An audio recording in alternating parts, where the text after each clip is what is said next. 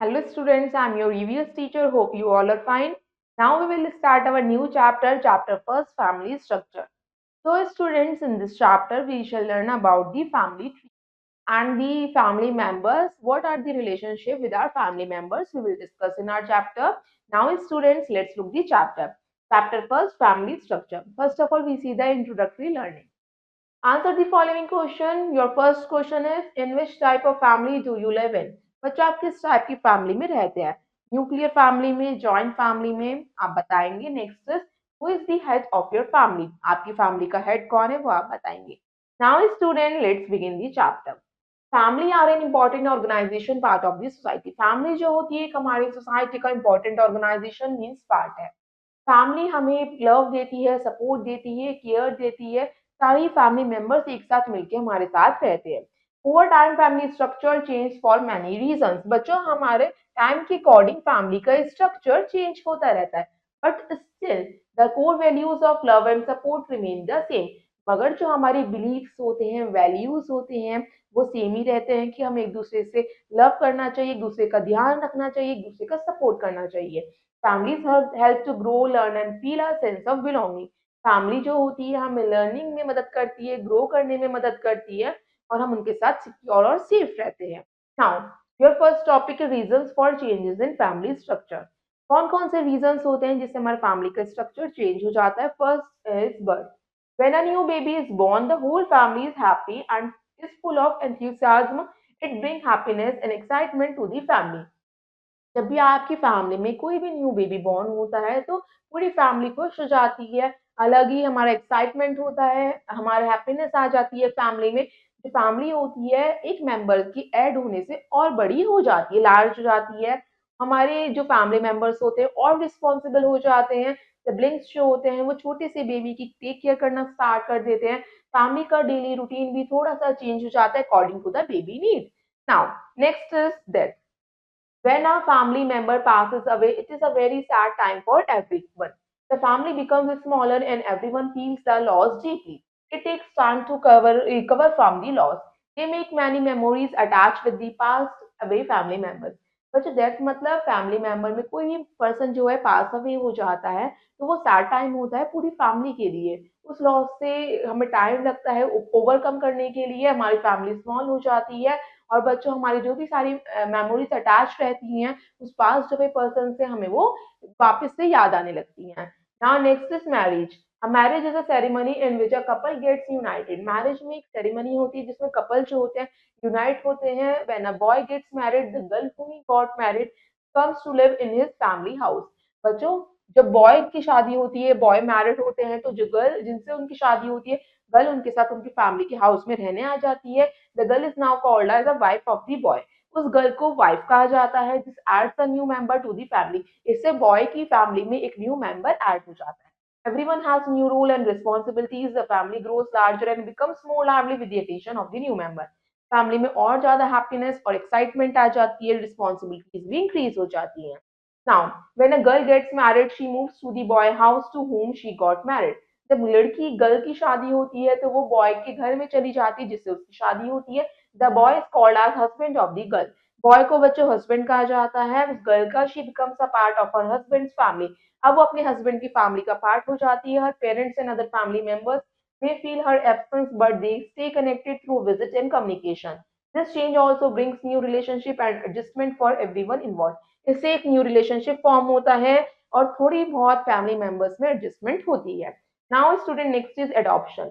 Adoption एक ऐसा process होता है जिसमें हम चाइल्ड को टेकअप करते हैं. वो चाइल्ड कोई भी बॉय या गर्ल हो सकता है, कपल के द्वारा अडॉप्ट किया गया, अपने फैमिली में इंक्लूड किया जाता है. Couple becomes parents of the child.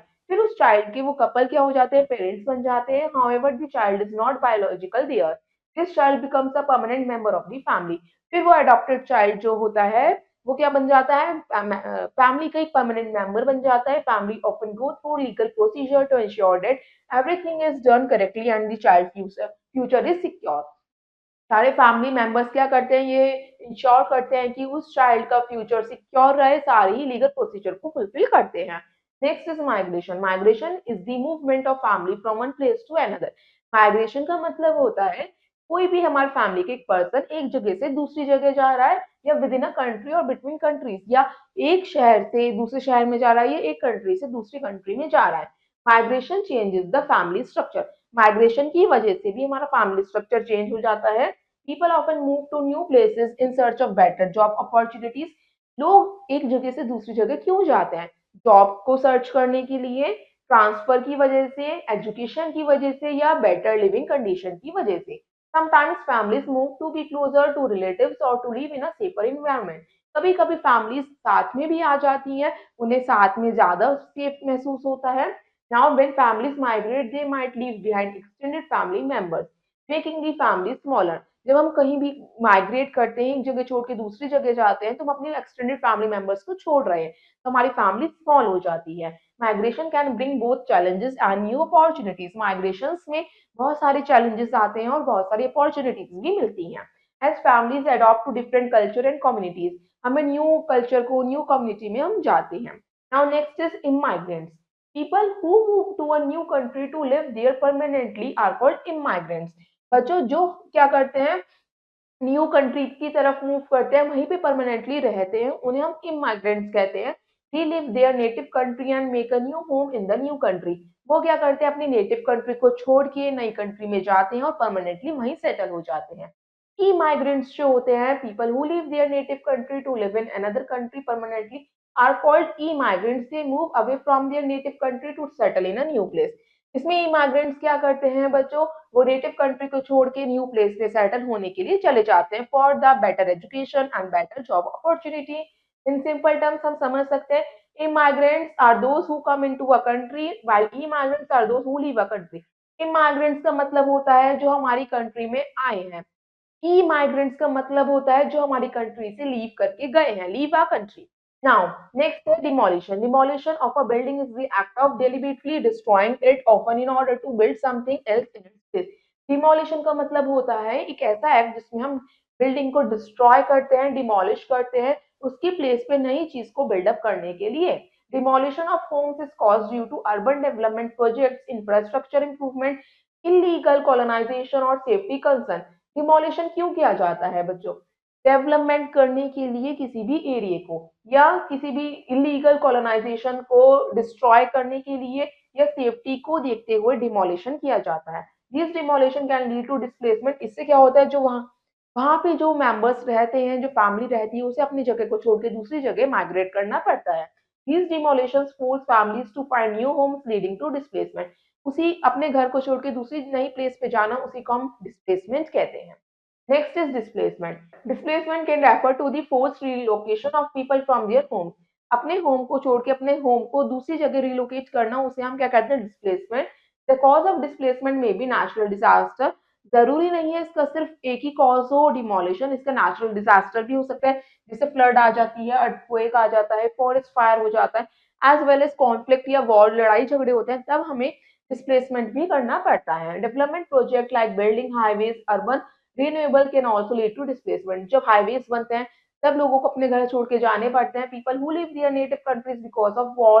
कुछ कुछ अपनी कंट्रीज को छोड़ के चले जाते हैं दूसरी कंट्रीज में, लड़ाई की वजह से, वायलेंस की वजह से, डिस्क्रिमिनेशन की वजह से।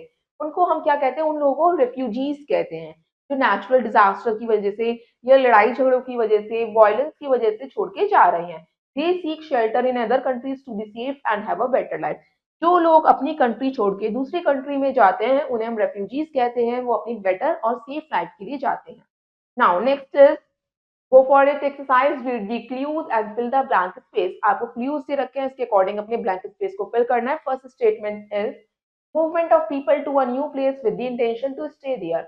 लोग क्या करते हैं, मूव करते हैं न्यू प्लेस, वहीं पे रहने के लिए, उन्हें हम क्या कहते हैं बच्चों, उसको हम क्या कहेंगे, migration. Right it here, migration.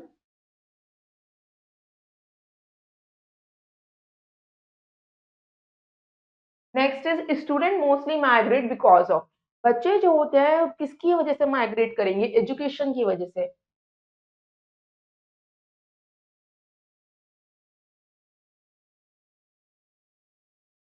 Next is women mostly migrate because of. Women क्यों माइग्रेट करेंगी, बिकॉज ऑफ मैरिज, शादी के बाद।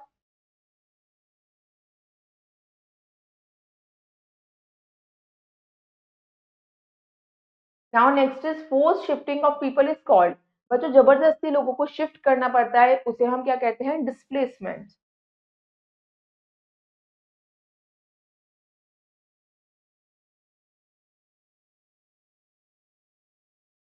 Now student next is immediate and extended family. Immediate family कौन सी होती है? It is the family where parents and children siblings live in the same house.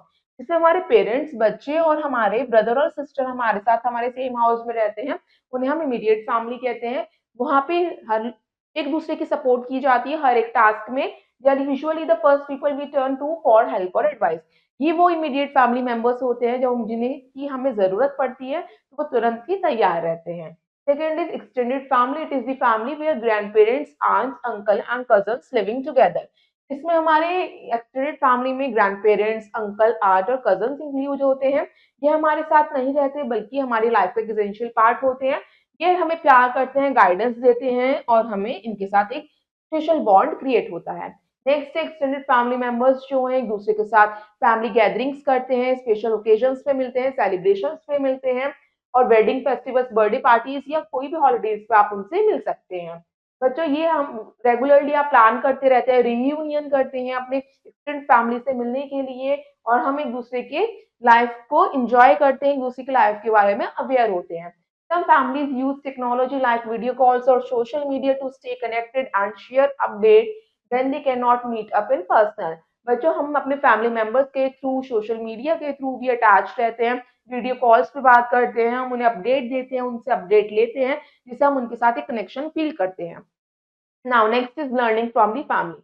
हम फैमिली से क्या चीजें सीखते हैं? We learn many things from our family. हम बहुत सारी चीजें अपनी फैमिली से सीखते हैं। उसमें हमारी मॉरल वैल्यूज होती हैं, अच्छी आदतें, काइंडनेस, हमारी ऑनेस्टी एंड रिस्पेक्ट, दूसरों का आदर करना, ईमानदारी दिखाना, वो हम अपनी फैमिली से वैल्यूज सीखते हैं। हम अपने कल्चर के बारे में जानते हैं, ट्रेडिशन के बारे में जानते हैं, हमारे रीति रिवाज, रिचुअल्स के बारे में जानते हैं। फैमिलीज हमारी हेल्प करती है कुकिंग करने में, गार्डनिंग में, और हम खुद की टेक केयर कैसे कर सकते हैं वो हमें बताते हैं। They guide us and support us as we grow and learn about the world. वो हम जैसे-जैसे बड़े होते हैं, वो हमें नई-नई चीज़ें सिखाते हैं, स्किल्स के बारे में बताते हैं, गाइड करते हैं और सपोर्ट करते हैं। Now student, let's go green. Encourage carpooling or using public transport to reduce carbon emissions. बच्चों हमें क्या करना चाहिए? कार शेयरिंग को एनकरेज करना चाहिए, पब्लिक ट्रांसपोर्ट का यूज करना चाहिए जिससे कि कम पॉल्यूशन क्रिएट हो, कार्बन एमिशन कम हो और हमारा एक हेल्दी इन्वायरमेंट बने। Now next is let's do you know. Foster parents provide temporary care and support to children in need, offering them a stable and loving environment during challenging times. They work closely with social workers and professionals to meet each child's unique needs. Foster parents वो होते हैं जो temporary care करते हैं, support देते हैं हर एक child को जो जिसको मदद की जरूरत होती है, उसके एक लविंग इन्वायरमेंट देते हैं, उसकी चैलेंजिंग टाइम में उसकी मदद करते हैं। ज्यादातर वो सोशल वर्कर्स के साथ काम करते हैं, प्रोफेशनल्स के साथ काम करते हैं बच्चों की ज़रूरतों को पूरा करने के लिए। Now next is decision making in family. Family में डिसीजन मेकिंग कौन लेता है? In our daily life we have to make many decision. हमें रोज बच्चों बहुत सारे डिसीजंस लेने पड़ते हैं। Decisions can be related to day life और some serious kind of decision. बच्चों हमारे कुछ सीरियस काइंड के डिसीजंस होते हैं जो हम लेते हैं रोज। In families decisions are made together. Families में सभी मिलके डिसीजंस एक साथ लेते हैं। Elder and younger family members discuss and decide on things like what to eat. जो एल्डर और यंगर मेंबर्स होते हैं वो साथ मिलकर डिसाइड करते हैं हमें क्या चीज खानी चाहिए, हमें कहाँ जाना चाहिए, हम कैसे अपना टाइम साथ में स्पेंड कर सकते हैं। फैमिलीज जो होती हैं एक दूसरे के ओपिनियंस को समझती हैं। They work as a team to make choices that are good for everyone. बच्चों को सब डिस्कस करते हैं, अपनी चॉइसेस के बारे में बताते हैं और जो सबके लिए गुड होता है, बेस्ट होता है, उसको फॉलो करते हैं। This helps all family members learn how to cooperate. इससे हम कोऑपरेट करना सीखते हैं, कॉम्प्रोमाइज करना सीखते हैं और डिसीजंस लेना सीखते हैं और हर एक की फीलिंग्स को और नीड्स को जानना और समझना शुरू करते हैं। Now students let's see the glossary term. First term is family, a group of people living together in a house. बच्चों फैमिली क्या होती है? एक पीपल का ग्रुप जो हमारे साथ हमारे हाउस में हमारे साथ रहता है। अडॉप्शन का मीन्स होता है the legal process of taking another persons child into your family. Adoption का मीन्स होता है एक लीगल प्रोसेस से किसी भी पर्सन के चाइल्ड को अपनी फैमिली में अडॉप्ट करना परमानेंटली। माइग्रेशन मीन्स होता है movement of people with in a country. बच्चों हमारी कंट्री में किसी भी पर्सन का आना उसे हम माइग्रेशन कहते हैं, या एक जगह से दूसरी जगह शिफ्ट होना। इमाइग्रेंट होते people who come into a country. Immigrant जो हमारी कंट्री में आ रहे हैं लोग। Emigrant people who leave their country, जो लोग हमारा देश कंट्री छोड़ के जा रहे हैं वो ई माइग्रेंट होंगे। Now let's recap the chapter. First point, families provide love support and care helping us grow and feel a sense of belonging. Family जो होती है हमें लव देती है, सपोर्ट देती है, केयर देती है, हमें ग्रो करने में मदद करती है, हमें बिलोंगिंग की सेंस फील करवाती है। Family structure change over the time due to the reason. हमारा फैमिली ट्री का स्ट्रक्चर चेंज होता रहता है, बर्थ की वजह से कोई न्यू मेंबर ऐड हो जाता है, मैरिज में, एडॉप्शन में या माइग्रेशन की वजह से। इमीडिएट फैमिली में बच्चों हमारे पेरेंट्स और सिबलिंग्स आते हैं, यानी आपके भाई बहन। Extended family includes grandparents, aunt, uncle and cousins. Extended family में आपके ग्रैंड पेरेंट्स भी इंक्लूड होते हैं, अंकल और आंट भी इंक्लूड होते हैं। Family teachers values and practical skills, help us learn about our culture and tradition. Family बच्चों हमें वैल्यूज के बारे में सिखाती है, अच्छी आदतें सिखाती है, प्रैक्टिकल स्किल्स के बारे में अवेयर करवाती है, हमारे कल्चर के बारे में, हमारे रिचुअल्स के बारे में हमें अवेयर करवाती है। Decision in families are made together. हमारे कोई भी डिसीजन होता है वो सारे फैमिली मेंबर्स मिलके लेते हैं, considering everyone's opinion and needs, सबकी जरूरतों को ध्यान में रखते हुए। यह हमने अपने चैप्टर में समझा। Now students, rest of the exercise you will do yourself. I hope you all students have understood this chapter. Thank you and have a nice day.